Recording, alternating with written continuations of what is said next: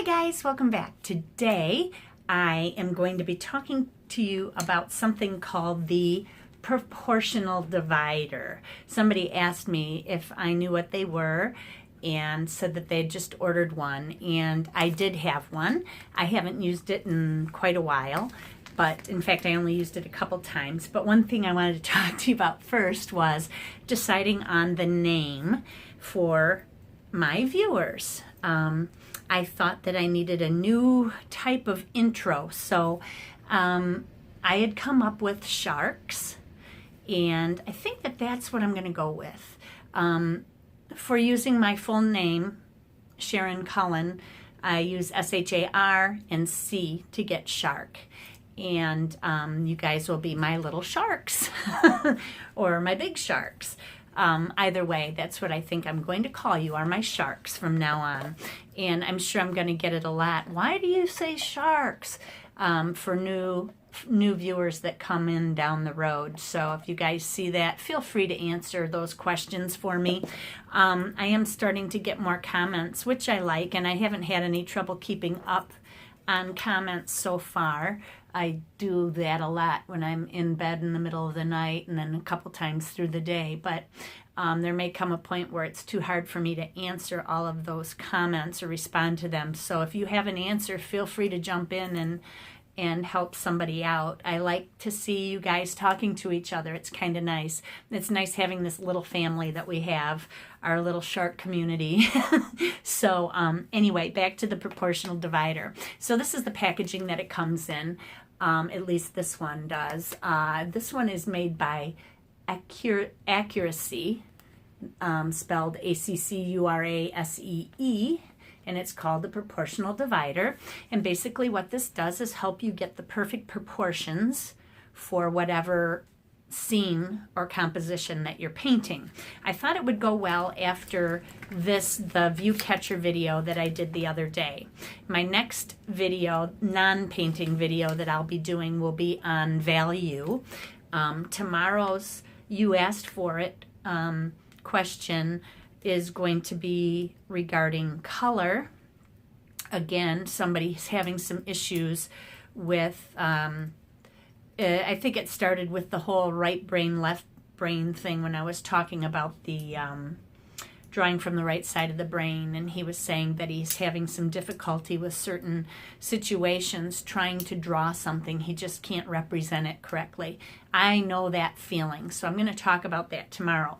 But this and this can also help you with some of it, not with the color portion of it so much, but with the composition portion. Now, when I was showing you this and I said, okay, we've got a 9x12 painting that we're going to paint, and I'm going to look through this and I'm going to find my let's say landscape out there, you can see some proportion, because once you've held that up and you've gotten the perfect composition that you want, and you've got all the distractions out of your composition and you're focusing in on the area that you'd like, you can see where that barn in the distance is sitting in proportion to your viewfinder. Is it down low in this third? Is it up here in this third? Over here, over here? And you know where to place it, and you can find landmarks. Well, it's below the halfway point and it comes down to this point or whatever, and that's how you can tell proportions with that. But if you want to get more accurate yet, this is something that is very good for doing that. And the reason I only used this a couple times was not because it didn't work. It works just fine. It was because my teacher at the time didn't want me using any tool like that for a crutch. She told me to go ahead and use a pencil. And you can do the same thing with a pencil that you can with this. Now, now with the pencil, you're going to get more than one measurement still. But it's going to be a little more challenging. And at first I had trouble remembering how to do it. So let's say I want to measure my glasses. Normally when you're going to measure something out in front of you, you want to lock the elbow, because you need to know exactly the distance you're measuring from each time you go to measure. So if I'm bending my elbow let's say I've got it at 90 degrees this time, and I'm measuring something out in front of me, and then I write it down on my paper, then I come back to do the other side or a different measurement, and I bring my arm out straight. Now I've changed the proportion of that measurement. You see what I'm saying? So try to remember to keep your elbow locked when you do the measurement. Either keep it right up against you, your elbow always up against your side so that you remember, but you can still do this, which makes it a little more challenging. I learned to keep my elbow locked and to bring my pencil right out in front of me. And then you look down that pencil. Let's say I'm looking at a building and one long pillar is this long, but I want to make it closer on my page. I don't want a full landscape. I just want the doorway and the pillars or something like that. So I look at my pillar and it's only this big, but I've got a 9 by 12 page to cover. I'm going to want to do it much larger than that, right? Or else you're going to have this little thing right in the corner. So you may want to triple the length of that. Well, in order to triple the length of that, you're going to need something else to measure it by and then to keep measuring it. So I could go like this with my fingers and go 1, 2, 3. And that's pretty close to a 3-to-1 measurement. And then that way I can put my pillar down, and now it's filling up my paper a little bit better. You see? So that's how you would use your pencil. And you can do it the other way too. If you want to make something smaller, you just do less. So let's say the pillar is this length and I want to make it 1/3 of that length. I'm going to have to measure this and figure out what, now there's my halfway point about here. So 1/3 would probably be about there. And I can measure with my fingers and get thirds. And that's how I would figure out that my 1/3 is about this long. Then I'd move it up to here and go like that. So that's how you would do it with a pencil. It's a lot easier with this because there's none of that figuring out you have to do. You just go, you whip those open, you got your calipers, you got the thing on the other side, bam, you put it on your paper and you're done. But it's something extra to carry. I usually use my pencil, but when I want to change proportions, this thing is really awesome. Now, this has 2 ends, obviously, as you can see. If I move this little divider into a different hole, I just pop out this little thing and I move it into a different spot, like all the way up to this other end here, and then I lock this little thing on. Anything that I measure on this side is going to be the same measurement on this side. It's a 1-to-1 ratio. Perfectly correct. So if I see a house in the distance and I say, okay, it's this tall in my distance, holding my arm out, then it would be this tall on this end. And do I want it that tall? I'll have to decide that on my paper, how big I want my house to show up on the paper. Is it just going to be one small little area? Usually when you have a building, it becomes part of your focal point. Otherwise, you wouldn't put it in there, right? So when you're looking at that, you have to make that decision. How close do you want to bring it in? How much do you want to leave it in the distance? And you can decide that. You can make those decisions. It doesn't have to be exactly what you see out there. Although when you're doing urban sketching, we're trying to tell a story as accurately as possible. So we will depict something fairly accurate. When you're plein air painting, you may see something and you want to depict it differently, and you can make those choices as well. Now with this divider, you can use it in 2 directions. So I'm going to take this little plastic lock off of the back. I'm going to try. There we go.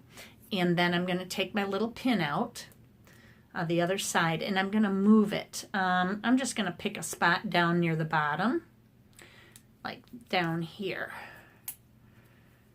And I'm going to put my little lock back on. And if I use this end of my divider to make my measurement, let's say I'm measuring the height of my glasses here. So I measure the height of my glasses, and now I want to make them smaller on the paper. I don't want my head this large.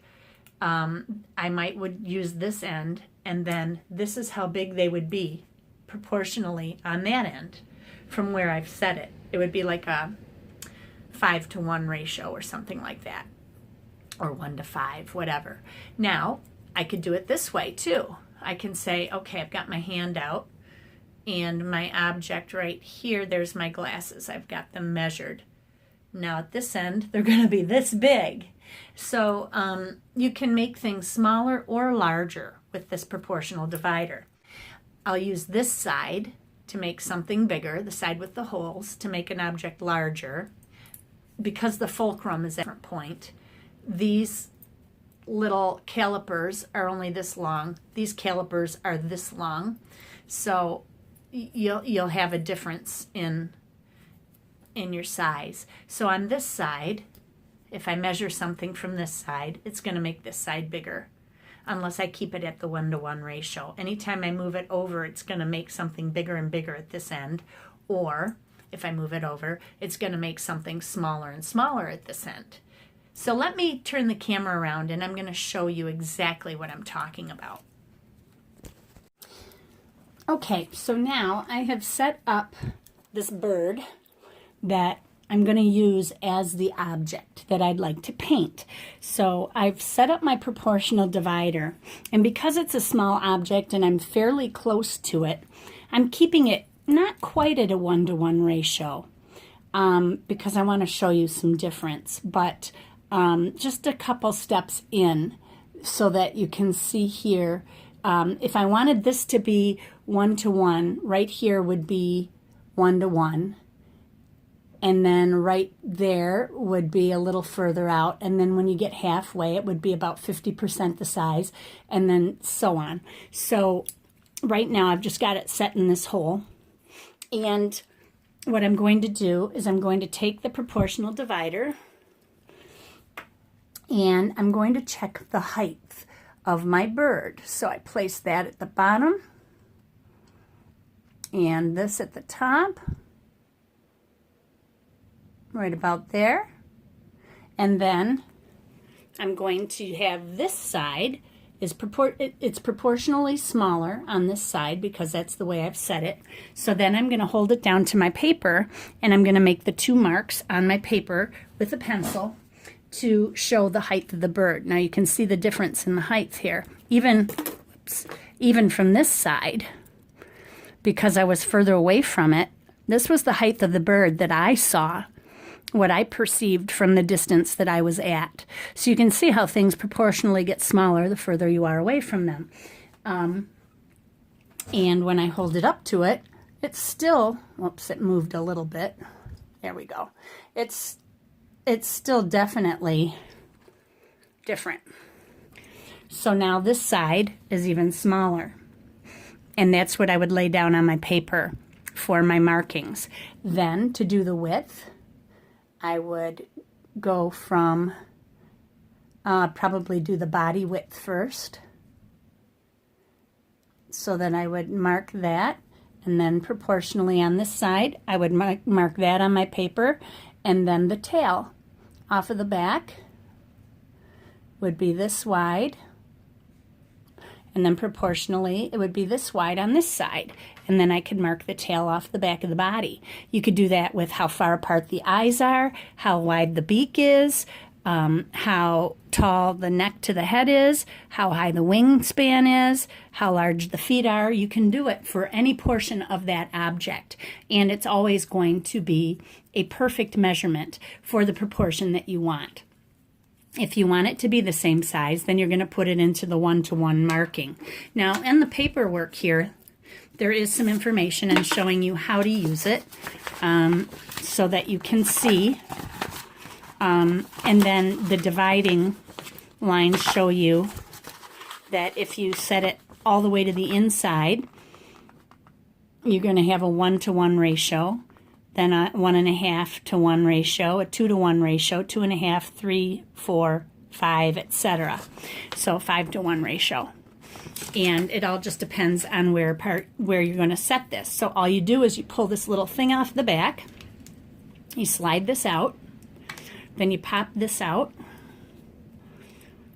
and let's say I want to put it all the way to this end. Stick it all the way to here. slide that in to lock it in place. Whoops, I got to do it this way. It's going to be a little harder to lock into place because I can't slide it in all the way, so I think I'll hold it. I've never used it down there. So now if I want to, I can either use this end for my proportional divider. So if I want to check the height of my body, I can make this bird larger than it is by using it the opposite way. So there's the height of the body. And then if I want to put it on paper, it's this tall, which is much higher than the actual bird. So you can enlarge things too by using it from the other end. So you can just play around with these, but if you're having trouble with knowing how big or small something should be on your paper and you're afraid you're going to run out of space on your paper, this tool also helps along with the view catcher. The view catcher is more for setting up composition, your design. This is the view catcher that we talked about the other day, so making sure that you can fit that bird into your design. If I'm doing a 9x12, which is what that book is that's sitting there, I want to see where this bird is going to fit in that. If I just want the bird to take up a majority of the page, then I'm going to put it in like this. Now let's say I wanted to do, let's see, like that girl painting back there in the back. That's also, well, it's not a 9x12, but it's close. So if I decide that I want to use this, but I don't want to have the whole girl in there, I can move her over depending on whereabouts I want her in my composition. Then, to decide on the size, I can use my proportional divider to decide on how big to draw the girl on that paper. And then there's my proportion on this side. Or if I want it bigger, then I use it the other way. So, oops, I'm looking not at through the camera. I'm sorry. So then this size will make her bigger on the paper. But anyway, so you get it. It's not hard to use. They're called proportional dividers. There are directions that come with it to show you how to hold it. And you'll use the small end of the divider if you want to make the object larger, or use the large end of the divider if you want to make the other end small, if you want to make the object smaller. So if this would be a helpful tool for you, it's a simple tool, great drawing tool that can help teach you how to draw and help you to get your proportions correct. And I honestly only used it once. I probably should have used it more, and maybe I will use it more. I forget that I have it. I need to keep it in my sketch bag, but I just keep it in here, and then that way I always have it handy.